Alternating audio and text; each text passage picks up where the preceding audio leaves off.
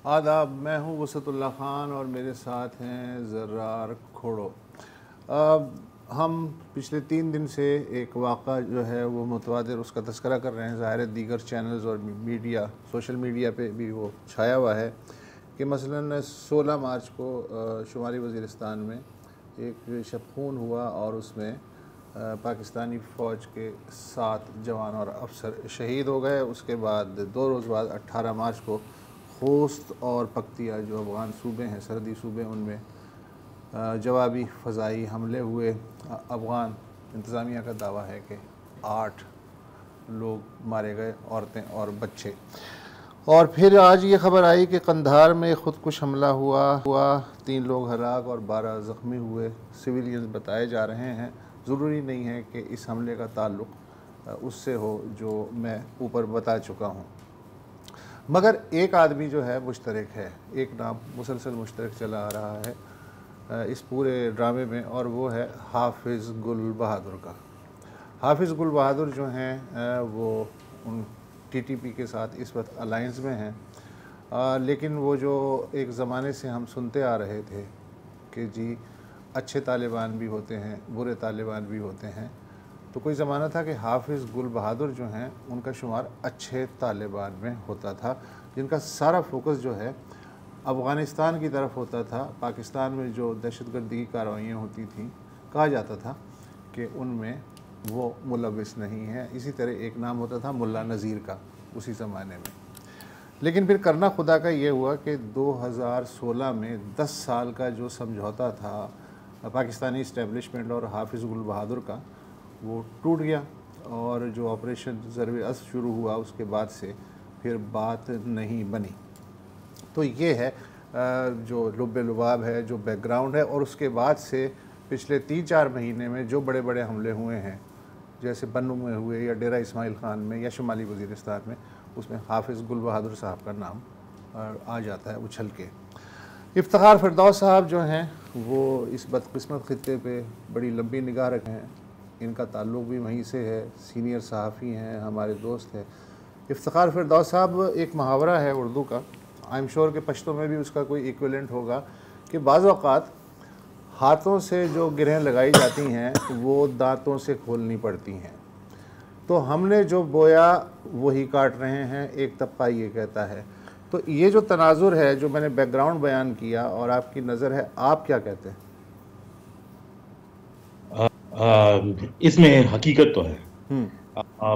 एक पॉलिसी थी किसी ज़माने में, और जिस तरह इस मुल्क में काफ़ी चीज़ें जो है वो नज़रिया ज़रूरत के तहत जो है वो की जाती हैं, तो ऑब्वियसली ये आइडियोलॉजीज़ भी उसी सोवियत वॉर का शाखसाना है जो अभी तक हम भुगत रहे हैं। और फिर 9/11 के बाद जो है फिर वो पॉलिसी जब बदल गई, तो वो ग्रुप्स जो किसी ज़माने में मुजाहिदीन जो है वो पुकारे जाते थे, और उनकी को सपोर्ट थी ना सिर्फ पाकिस्तान की बल्कि बाकी दीगर ममालिक बशमूल अमेरिका जो उस टाइम को लीड कर रहा था, उन्होंने ही फिर वॉर ऑन टेरर जो है वो पूरा सबवर्ट करके एक नैरेटिव बनाया, और बहुत सारे ऐसे ग्रुप्स बन गए जिसमें एक का जिक्र आपने किया हाफिज़ गुल बहादुर साहब का। लेकिन इनमें और जो टीटीपी की ब्रांचेस हैं इनमें कुछ जो है डिफरेंसेस ज़रूर हैं, क्योंकि हाफिज़ गुल बहादुर जो हैं ऑब्वियसली वो किसी ज़माने में गवर्नमेंट कॉन्ट्रैक्टर भी रह चुके थे, एंड ये अपने आप को लिंक करते हैं फ़कीर ऑफ इपी के जी जी लिनिएज के। जी और इस खित्ते में वो अपने आप को एक वॉरलॉर्ड के तौर पर जो है वो देखते हैं, और ये बेसिक जो स्टेट के साथ उनकी चपकलिश जो शुरू हुई वो बेसिकली नॉर्थ वजीरिस्तान के ऑपरेशन के हवाले से थी। और उनका जो ट्राइब है मदाखिल ट्राइब, वो है, अगर आपको याद हो वसत साहब और ज़रार साहब, उस ज़माने में एक खबर जो है वो चली थी कि कुछ लोग जो थे वो पाकिस्तान के बजाय वो जाकर अफगानिस्तान के अंदर जो है वो सेटल हो गए, जब आईडीपीज़ का इशूज़ जो है उस ज़माने में चल रहा था। तो ये जाकर खोस्त के एरिया में, क्योंकि ये बेसिकली ज़दरान ट्राइब्स के हैं, जी इनके हकानीज़ के साथ जो है पुराने रवाबित और ताल्लुकात थे, और ये वहीं पर जाकर जो है वो सेटल हो गए और स्टेट को जो है वो निशाना बनाने लग गए। लेकिन हमने इनकी जो कैपेसिटी थी और उनका जो एक बिल्डअप ऑपरेशनल मॉड्यूल था, उसमें काफ़ी तेज़ी जो है वो देखी 2021 के बाद, अगस्त 15 2021 के बाद। और उसके बाद कुछ तस्वीरें और वीडियोस भी उस इलाके से आई, पर्टिकुलरली जब अफगानिस्तान के अंदर ज़लज़ला आया था, जिसमें इनके लोग और अफगान तालिबान के लोग जो है वो खुलेआम जो है अफगानिस्तान में फिर रहे थे, हालांकि ये पाकिस्तान को मतलूब थे। उसके बाद जो सिचुएशन बन के आई है, हमने देखा कि इनकी ऑपरेशंस में काफी तेजी आई, और अब हाफिज गुल बहादुर ग्रुप के नीचे तकरीबन 6 सब ग्रुप्स काम करते हैं in south of KP in particular. जिन एरियाज का आपने जिक्र किया, डेरा इस्माइल खान, मरवत, जनूबी केपी, जी जनूबी अजला जितने भी हैं, तो यहाँ पर इनकी प्रेजेंस जो है वो है, एंड ऑब्वियसली वो टारगेट कर रहे हैं। लेकिन ये कहना कि उनकी सपोर्ट सिर्फ यानी यहाँ मैकेनिज्म यहाँ पर है, मेरे ख्याल में बहुत मिनिमल है। जो उसका एक बैकग्राउंड है जहाँ पर स्ट्राइक्स की गई खोस के, अच्छा वहाँ पर उनका जो एक प्रेजेंस उनकी है जी। अच्छा इफ्तिखार, हमने पाकिस्तान की अफगानिस्तान पॉलिसी पे तो मतलब दिहाइयों से हम बात कर रहे हैं, बाल सफ़ेद हो गए हैं, बात करते करते झड़ गए हैं बाल, बात करते करते अफगानिस्तान की पाकिस्तान पॉलिसी पे भी तो थोड़ी सी बात करनी चाहिए, क्योंकि यहाँ मुझे जो नज़र आता है ये भी एक व्यू है कि दाऊद हो या गनी हो, कारज़ाई हो या तालिबान हो, नीयत का कोई ज़्यादा फ़र्क नहीं देखते हम। और अभी भी, और माना कि सही है, अब हम हज़ार दफ़ा बात कर सकते हैं कि जी बिल्कुल ये पॉलिसी थी जिसकी वजह से इस वक्त अफ़गान तालिबान काबुल में हैं, लेकिन हकीकत है कि वो इस वक्त अफ़गान तालिबान काबुल में हैं। और अगर हमने उस वक्त सोचा था कि यार शायद अपने ही मफाद के लिए, ट्रेड के लिए, एक नॉर्मल स्टेट बनने के लिए वो तहरीक तालिबान पाकिस्तान को काबू करेंगे, तो ऐसा बिल्कुल नहीं हुआ। इनफैक्ट इसका बरक्स हुआ है। राइट, इस वक्त क्या लीवर हैं? अब हमने एयर स्ट्राइक्स तो कर दी हैं, उनकी तरफ से भी धमकियां आ रही हैं। क्या इसी तरह ये टिट फॉर टैट चलता रहेगा? वो यहाँ पर खुदकुश हमलावर भेजेंगे, दहशतगर्द भेजेंगे, हम रिटेलिएट करेंगे आर्टिलरी से या एयर स्ट्राइक से, या कोई आपको लगता है कि कोई उम्मीद है कि sense will prevail on the Afghan side? और इसमें मैं एकदम ये लगा दूं कि अफगान मौलवी हो या अफगान कम्युनिस्ट, दोनों में अगर वाहिद कदर मुश्तरक है तो वो नेशनलिज्म है जी। इसको क्या हम रीड करने में नाकाम रहे हैं? देखें, एक चीज़ बहुत क्लियर होनी चाहिए, और हम बार बार हर फॉरम पे यही बात करते हैं कि आप आइडियोलॉजीज़ को जो है वो फेंसिंग से नहीं रोक सकते। आइडियोलॉजीज़ जो होती हैं वो परवेसिव होती हैं, और अगर हम अपने बॉर्डर्स को जो है वो सिक्योर कर लें, लेकिन आइडियोलॉजीज़ फिर भी उस साइड से जो है वो आएंगी, तो ये कहना कि ये चीज़ रुक जाएगी किसी वक्त जब आइडियोलॉजी यानी हम बॉर्डर को जो है वो सिक्योरिटी उसकी मजबूत करेंगे, ये नहीं होगा। और जहाँ तक अफगान तालिबान का स्टांस है, ये बहुत क्लियर है। ज़रार साहब और वसत साहब, उन्होंने कोई इस बात में कोई यानी कोई अनक्लैरिटी नहीं छोड़ी, बहुत क्लियर बात की है कि हम ना टीटीपी के खिलाफ कोई एक्शन लेंगे और ना ले सकते हैं। ये बहुत क्लियर है उनकी तरफ से, क्योंकि वो उनको अपने आइडियोलॉजिकल जो है वो ब्रदर्स देखते हैं, और वो उनके खिलाफ कोई एक्शन लेंगे नहीं। होगा क्या अब? ये एक सीरीज है, क्योंकि इसका एक बैकग्राउंड जानना जरूरी है। हम हर बार तब बैठते हैं जब कोई बड़ा अटैक हो या कोई ऐसा नेशनल सिक्योरिटी का इंसिडेंट हो जाता है, तब इस पे बात जो है वो नेशनल और मेन स्ट्रीम मीडिया पे की जाती है, वरना आमतौर पर ये एक टैबू सब्जेक्ट जो है वो कंसिडर हो गया पाकिस्तान में, इस किस्म की जो है वो बहस और मोबाइल साथ जो है वो करना।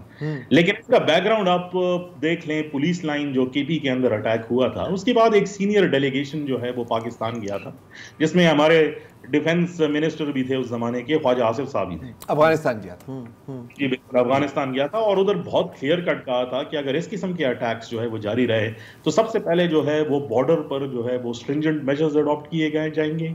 दूसरा उसमें ये काम होगा कि हम आपके लोगों को फिर वापस भेज देंगे, और तीसरा ये होगा कि हम अपने डिप्लोमेटिक लेवल टाइज जो है वो बिल्कुल ही खत्म कर देंगे, और अगर फिर भी नहीं होता तो हम अपने सारे डिप्लोमेट्स को जो है वो वापस बुला देंगे। तो पिछले 6 महीने से जो स्ट्राइक्स जो है अभी हुई हैं, ये एक पैराहे में घूम रही थी, और सिक्योरिटीज जो पॉलिसी एक्सपर्ट्स हैं वो इसके बारे में सोच रहे थे, और ये पहली स्ट्राइक नहीं है। इससे पहले स्ट्राइक जो है वो 2022 में अप्रैल 16 पे तब हुई थी, जब पीस टॉक्स जो है वो फेल हो गए थे, और एक स्ट्रिंग ऑफ अटैक्स जो है वो शुरू हो गए जी। लेकिन ये कहना कि ये अभी भी खत्म होगा, मेरे ख्याल में अफगानिस्तान की हुकूमत जो है ये वो उस वाटरशेड मोमेंट से पैदा हुई है जो एक एनोमली है। ना तो इसको दुनिया मानती है, ना पाकिस्तान मानती है, लेकिन वो एक डिफैक्टो गवर्नमेंट। अच्छा, यहाँ मैं थोड़ा सा आपको रोकूंगा। चाइना वाहिद मुल्क है जिसने 30 जनवरी को जो अफगान सफ़ीर कह लें या एनवॉय कह लें, उसको क्रेडेंशियल्स उसके मंजूर कर लिए। तो उस एतबार से चाइना दुनिया का इस वक्त वाहिद मुल्क है जिसने अफ़गानिस्तान को एक क्या कहते हैं नीव सफारती दर्जा दे दिया है, बाकी मुल्कों ने पाकिस्तान समेत वो भी नहीं दिया।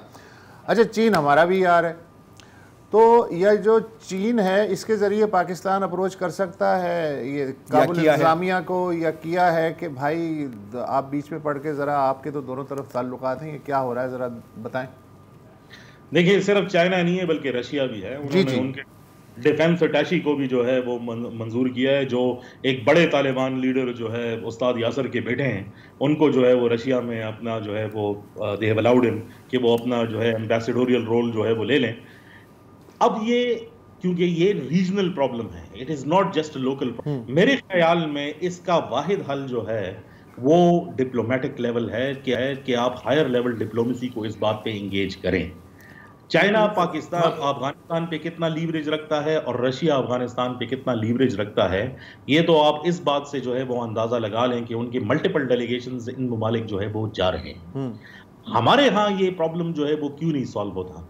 मेरे ख्याल में इसके मुहर्रिकात जो हैं वो एक्सटर्नल भी हैं, लेकिन उससे ज़्यादा इंटरनल भी हैं। क्योंकि पाकिस्तान पहली बार जो है कोई दहशतगर्दी के खिलाफ जंग या इस किस्म के काउंटर मेजर्स नहीं लड़ रहा है। हर बार जब हम ये डिस्कशन करने बैठते हैं ऐसा लगता है जैसे ये कल शुरू हुई है, पिछले 20 साल से ये बात शुरू है। हमेशा एक बात हम भूल जाते हैं कि 2014 से लेकर 2019 तक एक पीरियड था कि ये इस किस्म की डिस्कशंस जो है वो ऑलमोस्ट खत्म हो चुकी थी। लोग आगे सोच रहे थे, इकोनॉमी के बारे में सोच रहे थे और बाकी पॉलिटिकल डेवलपमेंट्स के बारे में सोच रहे थे, लेकिन इंटरनल जो कोहेजन है स्टेट के अंदर, जब तक किसी ये तो इसमें तो कोई दो राय नहीं है यार। If your house is not in order तो आप कोई एक पॉलिसी बना नहीं सकते। मैं एक बार फिर पूछना चाह रहा हूँ, नहीं है ज़रार साहब, द प्रॉब्लम इज कि अभी भी कंसेंसस नहीं है। जब तक कंसेंसस डेवलप नहीं होता, और वो सिर्फ जो है मिलिट्री कंसेंसस नहीं होगा, वो पॉलिटिकल पार्टीज को कंसेंसस बनाना पड़ेगा, तब तक इसका कोई प्रॉब्लम निकलेगा, वरना it will not happen. Afghanistan का क्या कंसेंसस है? मैं एक बार फिर ये मैं जेन्युइनली ये समझने की कोशिश कर रहा हूँ वो क्या हासिल करना चाह रहे हैं। आई मीन टीटीपी को लेवरेज की तरह इस्तेमाल किया, क्या वो समझ रहे हैं कि वो एक खित्ते पर काबिज हो जाएंगे? क्या वो समझ रहे हैं कि कोई कंसेशंस एक्सट्रैक्ट करेंगे? और कंसेशंस एक्सट्रैक्ट करेंगे तो क्या? और जब आपने बात की डिप्लोमेसी की, तो क्या ये वाकई एक रैशनल रजीम है? मतलब रैशनल रजीम को तो आप कह सकते हैं यार हम तिजारत बंद कर देंगे, सिफारती ताल्लुकात तोड़ देंगे, आपके यहाँ इन्वेस्टमेंट नहीं होगी, लेकिन इनकी तो मेरा ख्याल है कि कुछ थिंकिंग ही मुख्तलिफ है, या घूम फिर कर प्रैक्टिकल है, प्रैग्मेटिक है आपके नज़र में? देखिए, दो चीज़ें पाकिस्तान हमेशा मिक्सअप कर देता है। एक होती है अफगान गवर्नमेंट और एक होती है अफगान पीपल। अफगानिस्तान के अंदर तालिबान अभी भी एक पॉपुलर गवर्नमेंट नहीं है, लेकिन अनफॉर्चुनेटली खमियाजा जो पाकिस्तान की पॉलिसीज का है वो आम अफगानी को जो है अफगान को जो है वो भुगतना पड़ रहा है। तो उसकी वजह से एनिमोसिटी का लेवल जो है वो काफी इंक्रीज होगा इन द फ्यूचर सिनारियो। अगर ये गवर्नमेंट रहती भी नहीं है इंटरिम अफगान गवर्नमेंट, फिर भी ये प्रॉब्लम जो है वो रहेगा, क्योंकि ये अशरफ गनी और हामिद कारजाई के दौर में भी it was a similar problem. That's one of the part of. Afghan हुकूमत क्या चाहती है? उन्होंने पाकिस्तान को दो ऑप्शंस दिए थे। नंबर 1 के उन्होंने नेगोशिएशन टेबल पर जो है वो बिठाया था, और दूसरा ऑप्शन ये था कि हम इनकी सेटलमेंट करा देते हैं। उसकी तकरीबन कोई 10 बिलियन रुपीस उन्होंने कहा था कि हम इन तालिबान को बॉर्डर से दूर सेटलमेंट कर देंगे। पाकिस्तान की तरफ से एक और भी जो है ऑफर जो है वो गई थी, which was in relation to कि हम इसको इनको अफगान नेशनैलिटी दे दें, इनको अफगानिस्तान के अंदर जो है वो जम कर दें, लेकिन वो हुआ नहीं। वो दोनों प्रोसेसेस जो है वो मुकम्मल तौर पर जो है वो फेल हो गए, and that is why it became a larger issue. अब हम इसको भुगतने की कोशिश कर रहे हैं कि आगे पॉलिसी मेजर क्या है। मेरे ख्याल में जब हम अफगान पॉलिसी की बात करते हैं तो ऐसा लगता नहीं है कि कोई अफगान पॉलिसी है इस टाइम। अच्छा, आखिरी सवाल, ये जो कंदाहर में धमाका हुआ है इसको आप कैसे देख रहे हैं? इसको भी आप इस ओवरऑल सिनेरियो में देख सकते हैं, या आपका ख्याल है ये कोई और सिलसिला है? ज़रार साहब, ये बहुत लिंक्ड है, और हमने देखा है कि अफगानिस्तान और पाकिस्तान की जो बढ़ती हुई कशीदगी है, इवन ईरान के साथ जो कशीदगी थी, उसमें जो सबसे बड़ा फ़ायदा होता है वो दाइश खुरासान जैसे एलिमेंट्स को होता है। कंदहार के अंदर ISKP का सुसाइड बॉम्बिंग करना, क्योंकि उन्होंने अभी रिस्पॉन्सिबिलिटी क्लेम कर दिया है, इस बात का अंदिया है कि ऐसे एलिमेंट्स हैं कि जितने इस मुल्क के इन दो ममालिक के दरमियान में हालात ख़राब होते जाएंगे, उनसे उनको फ़ायदा होगा और वो अपने लार्जर गोल्स को जो है वो मेंटेन करने की कोशिश करेंगे, और ये एनिमोसिटी बढ़ती जाएगी जब तक कि कोई joint cooperative counter terrorism strategy नहीं बनाई जाएगी।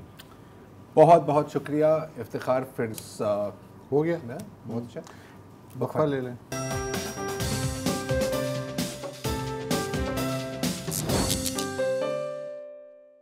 Welcome back. आज जो जिस मेहमान को हमने दावत दी है स्टूडियो में, यकीनन आपका पहले भी उनके साथ तारुफ हुआ होगा। कई बार इस शो में आए हैं, इस स्टूडियो में या पुराने स्टूडियो में, और कभी तो हम उनके पास भी गए हैं। आपको याद होगा, वसत आपको तो याद होगा, हम गए थे एक इवेंट में जिसको कहते थे डाइनिंग इन द डार्क, और इसमें इन्होंने हमारी आंखों पे काली पट्टियां बांध के हमें अगवा करके ज़बरदस्ती खाना खिलाया था और इसके लिए हमें शुमाली इलाका इजाद भी जाने की ज़रूरत नहीं पड़ी थी। हाँ। और इसका मकसद ये था कि हम जैसे यकीनन आप जैसे जो लोग हैं जो मतलब देख सकते हैं, वी आर साइटेड इंडिविजुअल्स, हमें थोड़ा सा एहसास हो, समझ आए कि नाबीना अफराद के लिए ये दुनिया कैसे दिखती है, खाना कैसे खाया जाता है, चला कैसे जाता है, क्योंकि अक्सर हमें इन चीज़ों का एहसास ही नहीं होता, कैसे होगा हमें। तो एक बहुत मज़ेदार और बहुत इंटरेस्टिंग इवेंट था, और उसके बाद फिर भी हमने बात की, और अली तरीन साहब हमारे साथ आज मौजूद हैं। इन्होंने इस पाकिस्तान इनका एक इदारा है, उसकी आड़ में यह इवेंट हुआ था, और अब खुशखबरी ये है कि वो वहाँ रुके नहीं। इस सिलसिले को आगे बढ़ाया है, इस प्रोग्राम को आगे बढ़ाया है, और अब इंक्लूसिव पाकिस्तान एक प्रोफेशनल ट्रेनिंग प्रोग्राम ला रहा है। मेरे ख्याल पाकिस्तान में पहली बार, क्यों अली ऐसा ही है, पाकिस्तान में पहली बार जिसमें नाबीना अफराद को वो स्किल्स दिए जाएंगी कि वो बाकायदा पाकिस्तान के कॉर्पोरेट सेक्टर में दाखिल हो सके। Thank you very much for joining us again Ali. मेरा ख्याल है कि चौथी बार है ये मुझे। Thank you so much for having me sir. नहीं एनी टाइम, घर सा माहौल लगता है है ही आपका घर ही है। Thank you so much. तो थोड़ा सा बताएं, मतलब किस तरह की ट्रेनिंग, थोड़ा सा आप चलिए ABC बताएं। मैं बताता हूँ। अच्छा, ट्रेनिंग के ऊपर आने से पहले ना ज़रार भाई, जो सबसे इम्पोर्टेंट चीज़ है ना, वो मेरा थोड़ा सा पर्सपेक्टिव चीज़ों के हवाले से चेंज हुआ है। अच्छा। मैं जब स्टूडेंट लाइफ में था तो मुझे लगता था कि यार बीइंग अ ब्लाइंड मेरे साथ बड़ी ज़्यादती होती है, या हमारे बहुत से जो विजुअली इम्पेयर्ड हैं या PWDs हैं, पर्सन विद डिसेबिलिटीज़ हैं, उनके पास बड़ी ज़्यादती होती है। ये कॉर्पोरेट, ये माशरा, ये लोग जो है ना, उनको नौकरियां नहीं देना चाहते, जो कि किसी हद तक ठीक भी थी। लेकिन जब हम अपनी प्रोफेशनल लाइफ में आए ना, तो हमने जब दूसरे लेंस से चीज़ों को देखना शुरू किया, और वो देखा कि हमारे दोस्तों में, हमारे अंदर, कम्युनिटी के अंदर, इस कम्युनिटी क्या चीज़ें ऐसी हैं जो कि नहीं हैं, जो कि कमी है। तो उसका जो बैकग्राउंड है वो ये है कि एक तो प्रॉपर एजुकेशन नहीं होती, गिने चुने इदारे हैं, बहुत लिमिटेड इदारे हैं, स्किल्स डेवलपमेंट के हवाले से कोई प्रोग्राम नहीं होता। तो जब आपको कम्पीट करना होता है इदारों में जाके, देखें CSR के नाम पे तो एक एक्टिविटी हो सकती है जो कि थोड़े अरसे के लिए होती है और वो हो जाती है, लेकिन अगर आपको होलिस्टिकली देखना है, और अगर आपको जो है वो कंसिस्टेंटली करियर डेवलपमेंट करना है, तो उसके लिए बहुत सी ऐसी चीज़ें हैं जो कि आपको आने की ज़रूरत है आज के दौर में।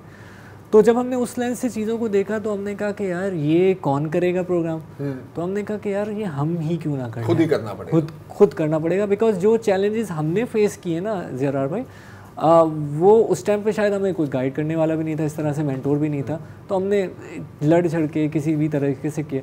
तो अब इंक्लूसिव पाकिस्तान प्लेटफॉर्म से हमने एक करियर डेवलपमेंट प्रोग्राम शुरू किया है जो अल्हम्दुलिल्लाह ऑनगोइंग है, जिसमें हम जो हमारे ट्रेनीज़ हैं उनको ट्रेन करते हैं कि किस तरीके से कॉर्पोरेट वर्ल्ड में उन्होंने कदम रखना है, और किस तरीके से कॉर्पोरेट वर्ल्ड में उन्होंने सर्वाइव करना है। क्या ट्रेनिंग? अच्छा, सो बेसिकली हम जो अपना करियर डेवलपमेंट का प्रोग्राम है उसमें 2 कंपोनेंट्स पे काम कर रहे हैं, ठीक है। एक है जो टेक्निकल साइड पे, जिसमें हम जो टेक्निकल चीज़ें हैं, माइक्रोसॉफ्ट ऑफिस है, Outlook, PowerPoint, Word, Excel वगैरह, जो कि बहुत ज़रूरी चीज़ें, उसको सिखा रहे हैं कि वो किस तरीके से आपने स्क्रीन रीडर के साथ और इस तरह की जो डिवाइसेस हैं, स्क्रीन रीडर और टॉकिंग, उसके साथ हैंडल करना है।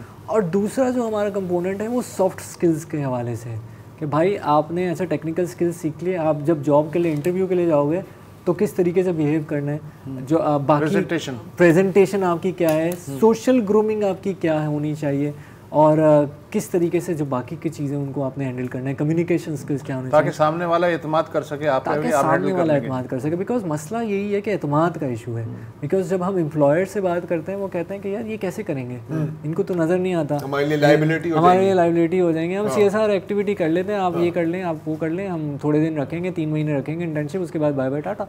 जो सॉरी टू से एक तरह से खैरात है, जो कि खैरात है, ठीक है, जो कि PWDs ये डिज़र्व नहीं करते। 27 मिलियन एक एस्टिमेट बताता है WHO का कि 27 मिलियन ऐसे अफराद हैं जो पाकिस्तान में रहते हैं जो किसी ना किसी डिसेबिलिटी का सामना कर रहे हैं। और एक अगर हम इसको इकट्ठा करें ना तो ये बहुत से मुल्कों की आबादी बन जाती है। और अगर हम पाकिस्तान में बात करें तो 3 कंबाइंड शहरों की आबादी बन जाती है। अच्छा ये बताइए, ये जो आपका है ट्रेनिंग प्रोग्राम जी, ये कहाँ पे है, या ये अभी किस मरहले में है, क्या है? मतलब शुरू कब किया आपने? अच्छा, इसको शुरू किए हुए हमें कोई 4-5 माह हो गए हैं, उससे ज़्यादा का हो गया है। कराची में ये लोकेटेड है, नॉर्थ नाज़िमाबाद में, जहाँ पे हम इसमें ट्रेनिंग दे रहे हैं। एक तो मैंने करियर डेवलपमेंट के हवाले से ट्रेनिंग का जिक्र किया ना आपसे, दूसरी जो हम ट्रेनिंग दे रहे हैं ना वो है इंडिपेंडेंट लिविंग के लिए, और जो ज़्यादातर ख़वातीन से रिलेटेड है। बिकॉज हमें ये भी चैलेंजेस सामने आते थे कि ख़वातीन को घरों में भी बहुत से चैलेंजेस होते हैं, ठीक है, बहुत से लोगों की लड़कियों की शादियाँ हो जाती हैं, ससुराल में उनको काम करने में मसले मसाइल होते हैं। तो उसमें हम इंडिपेंडेंट ट्रेनिंग भी सिखा रहे हैं ज़रार भाई, जिसमें आपको किस तरीके से डोमेस्टिक काम करने हैं, ठीक है, घर के जो घरेलू काम है, उसके अलावा खाने पकाने का जो काम है वो किस तरीके से करना है, बिकॉज और वो कैसे सेव रहते हुए आपने करना है अपने आप को। बिकॉज एक जब आप चूल्हे पे जाते हो तो एक आम बंदा भी, एक आम खवातीन या मर्द भी डर रहा होता है। यार इसके बारे में एक सेकेंड, सॉरी आपकी बात काट रहा हूँ, हमने एक वक्फा लेना है तो उसके बारे में मैं और भी सुनना चाहूँगा।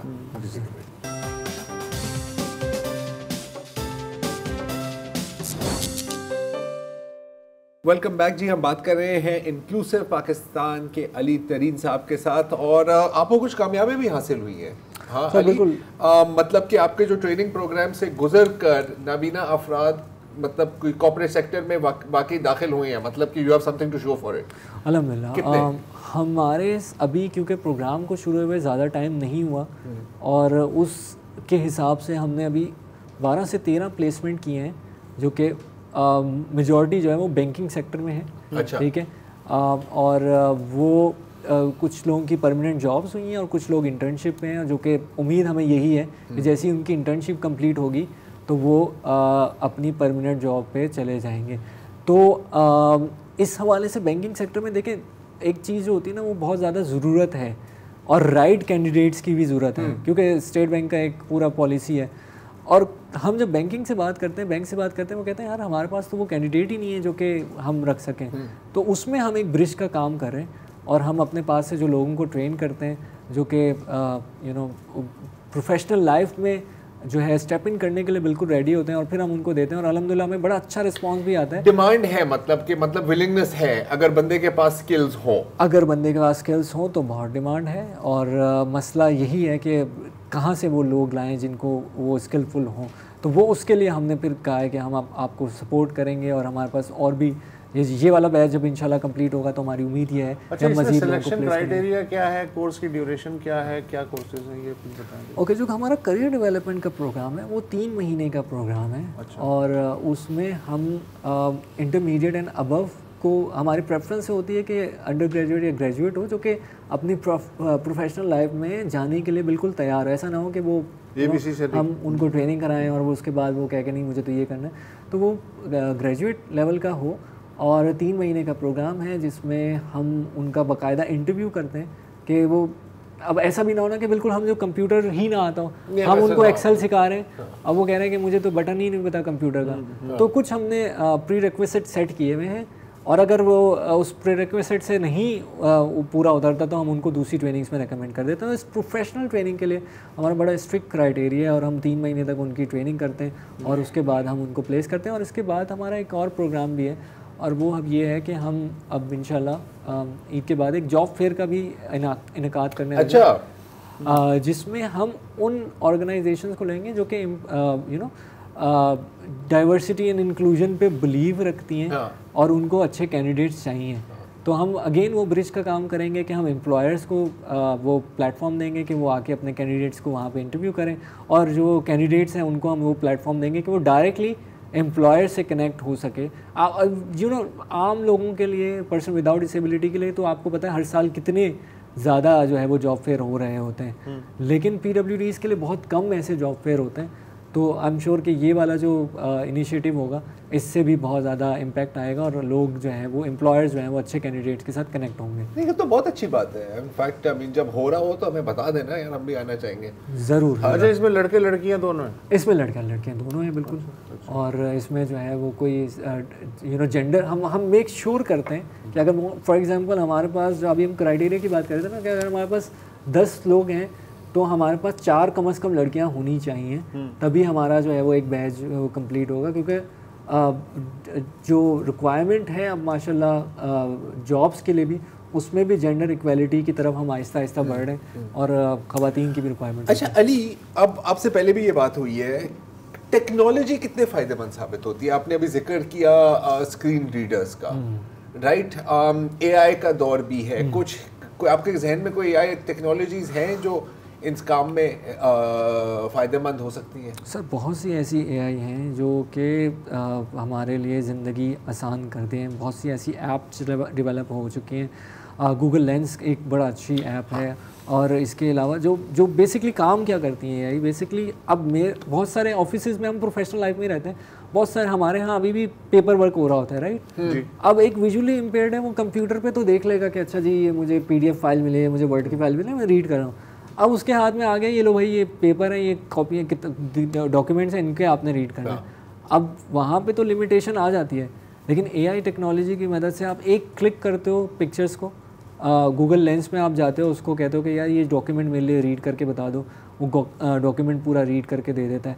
इसके अलावा बहुत सी ऐसी चीज़ें, करेंसी रीडर हैं, बहुत स्कैम की भी हम ब्रेक में बात करते हैं, तो करेंसी आप एक AI की मदद से बड़ी आसानी के साथ रीड कर सकते हो। कि मतलब किसी ने आपको नोट पकड़ा है, कहा कि ये मतलब 1000 का है और है वो कुछ और। हाँ, मेरे साथ बड़ा होता है ऐसा, लोग कहते हैं मैं तो फिर अब हमारे पास AI की टूल है, हम करेंसी रीड करते हैं और कहते हैं भाई सही है ये इस तरीके से। क्योंकि परेशान होते जा रहे हैं कि यार तो हमारा ख्याल था कि आसानी तो से सर फ्यूचर है। जब हमारा स्क्रीन रीडर आया था, मैं अभी भी सोचता हूँ ज़रार भाई कि अगर ये विजुअली इम्पेयर्ड की लाइफ में स्क्रीन रीडर नया आता तो हम कहाँ होते हैं, हम पत्थर के दौर में होते हैं। सही बात। और अब स्क्रीन रीडर की मदद से बहुत सी जॉब्स क्रिएट हो रही हैं और बहुत से दूसरे अपॉर्चुनिटीज़, कारोबारी अपॉर्चुनिटीज़ हैं वो क्रिएट। तो आपकी जो ट्रेनिंग प्रोग्राम है उसमें फिर ये भी चीज़ें आप इंक्लूड करते हैं ना, कि यार गूगल लेंस को कैसे इस्तेमाल करना है? मतलब मुस्तकिल अपडेट हो रहा है, मुस्तकिल अपडेट हो रहा है, इवॉल्व हो रहा है, किस तरीके से आपने गूगल लेंस को इस्तेमाल करना है, किस तरह से इस तरह की और ऐप्स हैं जिनको आपने, यानी आपके पास हम जो ट्रेनिंग दे रहे हैं ना, मुझे एक्सक्यूज़ नहीं देना चाहते अपने ट्रेनिंग्स को भी कि वो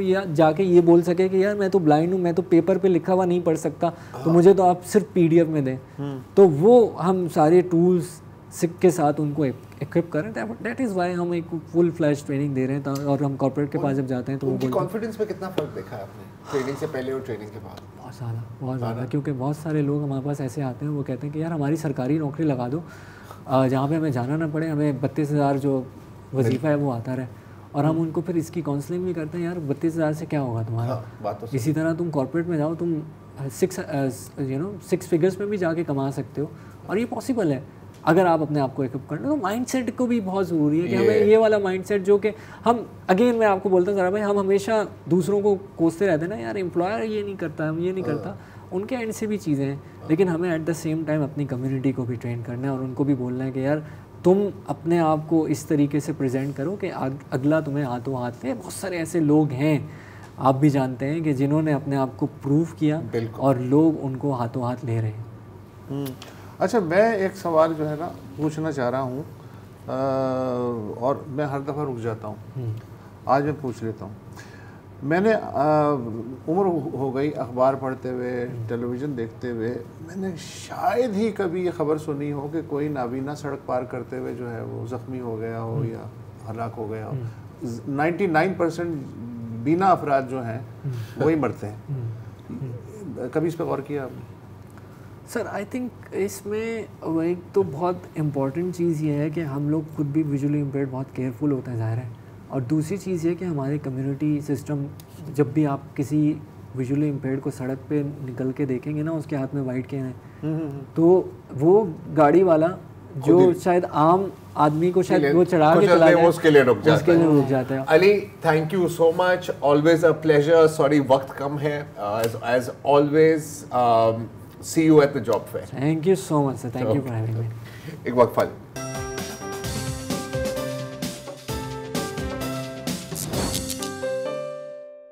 वेलकम बैक। अगर बदकिस्मती से आप इस मुल्क के एक आम शहरी हैं तो इंसाफ मिलना बहुत मुश्किल काम होता है आपके लिए। मैं एक मिसाल देता हूँ। 9 फरवरी 2023 पिछले साल को इस्लामाबाद के मेन मरगला रोड पर सुलेमान बाबर नाम का शख्स रात के 12 बजे अपने मोटरसाइकिल पर घर जा रहे हैं काम से, जब पीछे से एक तेज़ रफ्तार गाड़ी उनमें टकराती है। कई फीट तक सुलेमान को घसीटा जाता है और सुलेमान, जिनकी उम्र 29 साल की थी, बॉडी बिल्डर थे, कराटे के ब्लैक बेल्ट थे, वो शदीद ज़ख्मी हो जाते हैं। क्योंकि उस वक्त ड्राइवर जिसने मारा उसकी गाड़ी चलाने की हालत में नहीं थी, वो स्टार्ट नहीं हो रही थी, तो वहाँ के जो लोग हैं उनका कहना है कि उसने फिर सुलेमान को एक दूसरी गाड़ी में डालकर किसी और शख्स के साथ हॉस्पिटल पहुँचा तो दिया, लेकिन या तो मौके पर ही सुलेमान फौत हो गए थे या तो फिर हस्पताल पहुंचते तक वहां से वो ड्राइवर फरार हो गया। 30 घंटे बाद पुलिस ने सुलेमान की बहन सना बाबर और उनकी वालदा से रब्ता किया और वहां सुलेमान बाबर की शनाख्त हो जाती है।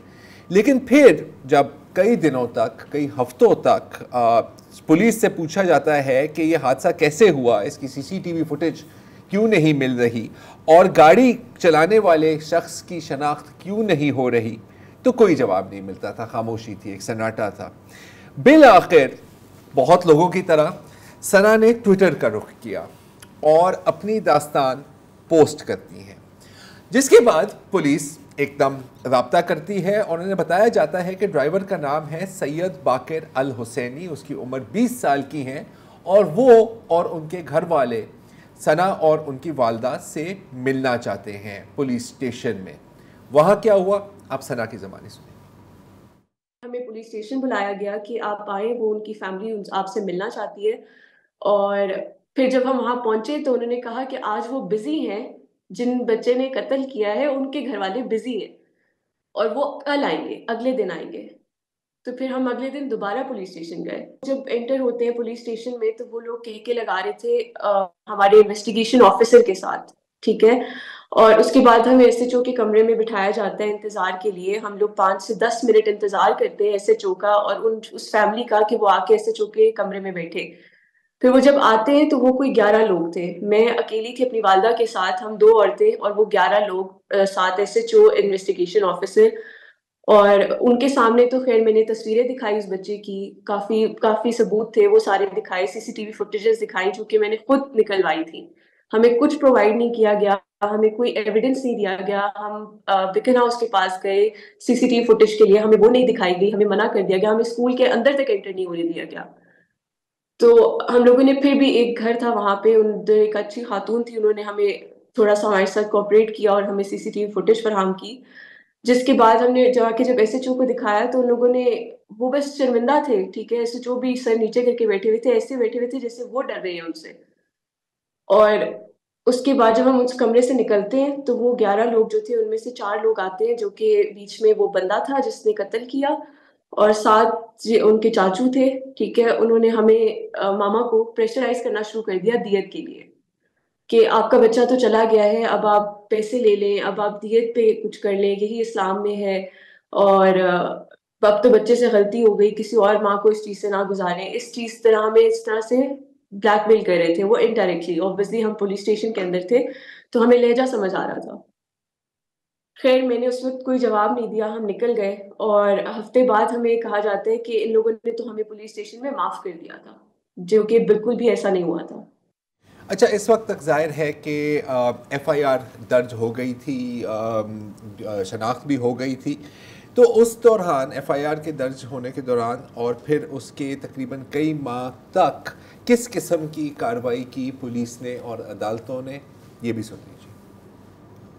जी, एफआईआर की दरख्वास्त तो उसी दिन दे दी गई थी जिस दिन मैंने भाई को आइडेंटिफाई करने जाना था उससे पहले हमें बॉडी नहीं दे रहे थे, जब तक वो कह रहे थे कि जब तक आप FIR नहीं लिखेंगी, दरख्वास्त नहीं लिखेंगी, तब तक आपको बॉडी नहीं दिखाई जाएगी। तो मामा ने कांपते हाथों से FIR लिखवाई, और वो भी उस पे कि उसका नाम नहीं था, क्योंकि पुलिस वाले बता ही नहीं रहे थे। कहते हैं कि ये गाड़ी रेंट पर है और बंदा जो है वो आइडेंटिफाई नहीं हो पा रहा, जबकि वो बंदा उस टाइम तक बेल भी ले चुका था। हमें ये बात 2 दिन बाद बताई गई। 2 दिन बाद जब मतलब भाई का वो हुई ना, उन्होंने आइडेंटिफाई किए बगैर हमें नाम भी नहीं बताया, और बस हमें ये बताया जा रहा है कि वो जो बंदा था जिसने मारा है, बेनाम बंदा, उसने बेल ले ली है। जब से भाई की डेथ हुई थी तब से सितंबर तक केस चल रहा था कोर्ट में, ठीक है। वो लोग बेल ली जा रहे थे बार बार, बेल बिफोर अरेस्ट, ठीक है, और उनको दी जा रही थी, विच आई अंडरस्टैंड कि हर किसी का राइट होता है, ठीक है। उनको बेल दी गई, लेकिन 28 सितंबर को उनकी बेल कैंसिल हो चुकी थी, ठीक है। उनकी बेल कैंसिल हुई, वाई? वो कोर्ट में अपेयर नहीं हो रहे थे। लास्ट ऑर्डर में बहुत क्लियरली लिखा हुआ है कि they are not interested in the case, ठीक है। उसके बावजूद वो बंदा अरेस्ट नहीं हो रहा था, ठीक है। वो बंदा आज तक अरेस्ट नहीं हुआ, वो आजाद फिर रहा है। उसकी मैं रोज स्नैपचैट पे स्टोरीज देखती हूँ, वो इंस्टाग्राम पे एक्टिव था, वो हर जगह एक्टिव था, वो पोस्ट लगा रहा था, उसकी पिक्चर्स है जिसपे उसने मुस्कुराते हुए लिखा हुआ है कि मैं इश्तिहारी हूँ। वो हमारे कानून का मजाक उड़ाता रहा, और पुलिस हमें कह रही थी कि वो लोकेट नहीं हो रहा। देखिए, इस्लामाबाद के अंदर पोस्ट कर रहा है, ये भी नहीं कि चले वो कहीं और है, या वो पोस्ट कर रहा है वो किसी बाहर मुल्क में है। वो पाकिस्तान में इस्लामाबाद में उसी रोड पे जिसपे उसने मेरे भाई को कत्ल किया, उसी रोड पे गाड़ी चलाते हुए ट्वीट्स कर रहा है, वो इंस्टाग्राम पे पोस्ट कर रहा है, स्नैपचैट पे स्टोरीज लगा रहा है, और मुझे लोग बता रहे हैं कि वो पार्टीज में दिख रहा है, वो वही एक्टिविटीज कर रहा है जो वो पहले कर रहा था, सही है। और पुलिस कह रही है कि वो लोकेट नहीं हो रहा। बस जिस तरह आप कहते हो ना कि आप किसी को तसल्ली दे रहे होते हो कि हम काम कर रहे हैं, लेकिन कुछ नजर नहीं आ रहा होता, कोई काम हो नहीं रहा होता, बस हमें तसल्ली दी जा रही थी कि हमने उसको जाके लोकेट भी किया है, हमने उसको जाके पकड़ने की कोशिश भी की है, लेकिन वो फिर वहां से फरार हो गया, ठीक है। फिर जी जब मैं उनको जो ट्रेसेस देती थी, for example I told them about his Instagram, उन्होंने अब उस जाके या तो उस तक खबरें पहुंचती हैं, उसने सब डीएक्टिवेट कर दिया। तो जितनी मैं उनको हिंट्स दे रही थी वो सब इग्नोर हो रही थी, उन पे ध्यान नहीं दिया जा रहा था। वो कह रहे थे ओ जी इनसे तो इन चीजों से तो लोकेट नहीं होता बंदा। तो फिर सना क्या करती? पिछले माह एक बार फिर ट्विटर पर पोस्ट करना पड़ा, और उसके बाद क्या हुआ? ये ट्विटर पे अपनी आवाज उठाई, तो उसके एक हफ्ते बाद, तकरीबन एक हफ्ते बाद, मुझे एक SSP इन्वेस्टिगेशन से ASI का मैसेज आया। ASI जावेद हैं, उन्होंने मुझे मैसेज किया, उन्होंने कहा कि ये बंदा गिरफ्तार हुआ है, ये उसका छोटा भाई है, और ये अभी 5/5 की बात है, ठीक है। उन्होंने कहा कि ये बंदा गिरफ्तार हुआ है 5 मार्च, और हम पकड़ने गए थे उस लड़के को, तो वो वहां पे मौजूद था, और उसको इस लड़के ने, उसके छोटे भाई ने भगाया है वहां से। तो इस पर हमने उसको 216B कोई सेक्शन होता है उस पर लगा कर उसको गिरफ्तार कर लिया है, ठीक है।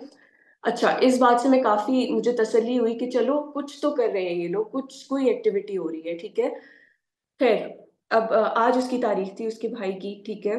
उससे पहले ये हुआ कि एक हफ्ते तक तो मैं इनसे पूछती रही कि वो लड़का है कहाँ। उन्होंने कहा वो गिरफ्तार हुआ है, ठीक है, वो अडयाला जेल भेज दिया गया है। मुझसे एग्जैक्टली यही कहा गया। मैं इस बात पे और तसल्ली, मुझे थोड़ा सा रिलैक्स हो गई कि चलें at least they are working on it. अभी परसों की बात है, मैंने ASI को दोबारा मैसेज किया, तो उन्होंने आगे से मुझे 2 कागजात भेजे। एक उसकी बेल के, जो कि 5 मार्च को ही हो गई थी, जिस दिन वो गिरफ्तार हुआ है उसी दिन उसकी बेल एक्सेप्ट हुई हुई है। और मुझसे एक हफ्ता झूठ बोला गया कि वो तो अभी तक गिरफ्तार है और वो अडयाला जेल भेज दिया गया है, हम तो पुलिस तो कस्टडी में रख नहीं सकती, तो अब उसको वहां भेज दिया गया है और अब उसको नहीं छोड़ेंगे। तो ये बार बार हर स्टेप पे हमसे झूठ बोला जा रहा है, हमसे एविडेंस छुपाई जा रही है, हमें CCTV फुटेजेस नहीं फराहम की जा रही। सेफ्टी बार जब मैं पुलिस से पूछती हूँ CCTV फुटेज का, हमें कहा जाता है आप CCTV कैमरा से जाके ले लें। हम वहां जाते हैं, हम वहां के चक्कर लगाते हैं, तो वो लोग कहते हैं हमारे कैमराज नहीं काम दे रहे थे। तो आप बताएं फिर मैं अगर इस पे आवाज ना उठाऊं, सोशल मीडिया पे जाके आवाज ना उठाऊं, तो मैं किसके सामने रहूं जाके? उम्मीद है कि इंसाफ मिलेगा, लेकिन बदकिस्मती से अगर आप इस मुल्क के आम शहरी हैं तो इंसाफ मिलना बहुत मुश्किल है।